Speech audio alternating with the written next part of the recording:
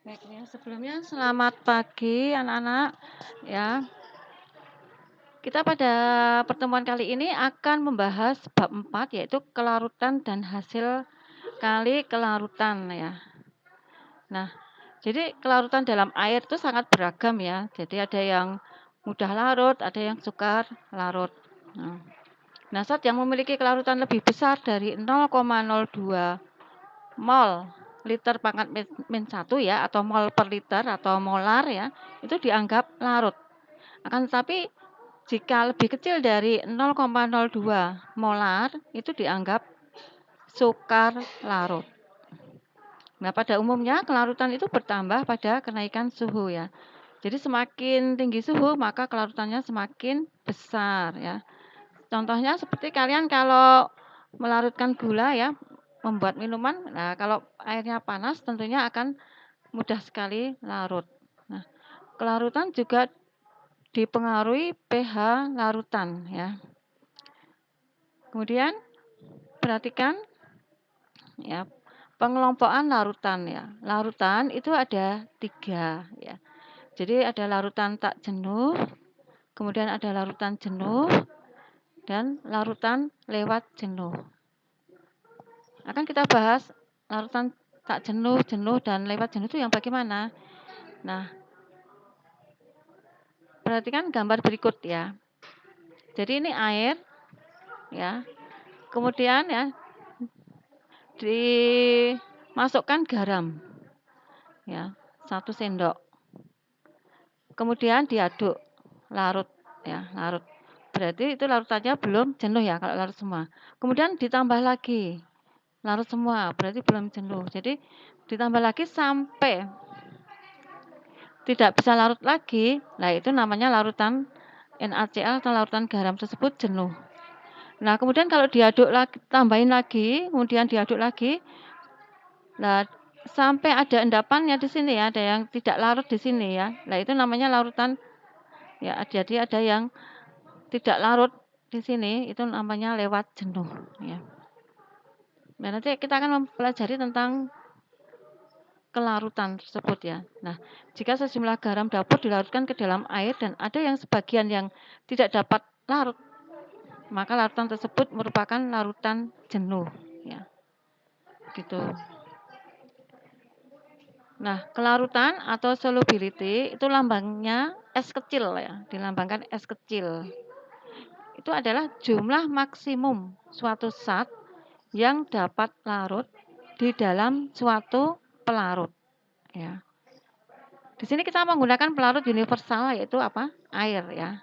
Nah, kelarutan atau S ya lambangnya itu memiliki satuan gram per liter atau mol per liter ya.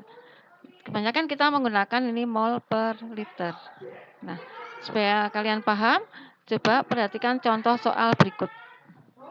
Ini ya, sebanyak 4,35 mg Ag2CrO4 dapat larut dalam 100 ml air.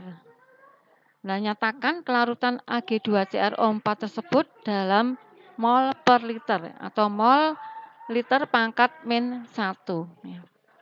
Diketahui ya, massa atom relatifnya untuk O16, Cr52, Ag 108. Nah, kita tahu tadi ya, kelarutan itu satuannya molaritas ya, mol per liter ya. Kelarutan adalah molaritas larutan jenuh. Rumusnya mol per volume ya. Ini N per V. Kita cari molnya dulu ya, molnya dulu. Mol Ag2CrO4 berarti kan ini massa ya. Miligram ini jadikan gram dibagi mR dari Ag2CrO4 ya. Untuk menentukan mR Ag2CrO4 ya. Di sini ya Ag-nya kan 108. Jadi karena jumlahnya 2 berarti 2 kali 108 ditambah CR-nya itu 52 ditambah O-nya karena 4 jumlahnya ya. Jadi 16 kali 4. Ketemunya 332 ya. Satuannya gram per mol. Nah, setelah dihitung ketemunya 1,31 kali 10 pangkat min 5 mol ya. Karena ini gramnya kan dicoret ya. Molnya ke atas menjadi ya pangkat 1 ya, bukan minusnya kan jadi positif. Nah, jadi S-nya atau kelarutannya itu adalah mol dibagi volume. Molnya ini 1,31 kali 10 pangkat min 5 dibagi volume. Volumenya dijadikan liter ya, karena kan satuannya mol per liter. Tadi volumenya 100 ml air ya. Jadi dijadikan liter, jadi dibagi 1000, yaitu 0,1 liter. Nah, setelah dihitung, ketemunya adalah 1,31 kali 10 pangkat min 4 mol per liter. Ya, paham ya? Nah, supaya kalian lebih paham, ya akan saya berikan soal, ya 2 soal. Ya, kerjakan soal berikut, ya. Jadi ini sebanyak 4,5 mg MgOH2 dapat larut dalam 500 ml air. Nyatakan kelarutan MgOH2 dalam mol per liter ya. Apabila diketahui massa atom relatif H itu 1, O16 dan Mg 24 ya.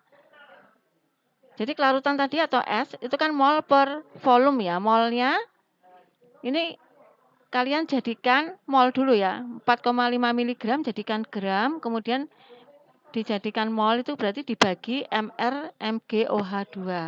Setelah ketemu mol baru dicari S-nya atau kelarutannya.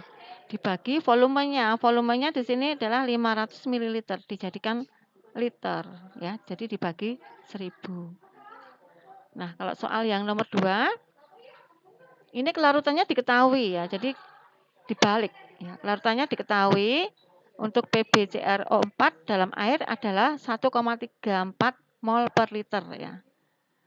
Berapa gram PbCrO4 dapat larut dalam 200 ml air. Nah, jadi ini dibalik ya. Jadi S sama dengan N per V ya. S-nya udah tahu. N-nya kamu cari dulu, V-nya tahu ya. V-nya ini nanti jadikan ya 200 ml jadikan liter. Setelah ketemu N atau mol tadi kan massa dibagi mR ya. Molnya tahu ya, massanya mR-nya tahu, massa bisa dicari ya. Ya, jadi demikian anak-anak untuk kelarutan dan hasil kelarutan ya kita awal dulu mempelajari tentang S, rumus S dulu, S sama dengan N per V ya.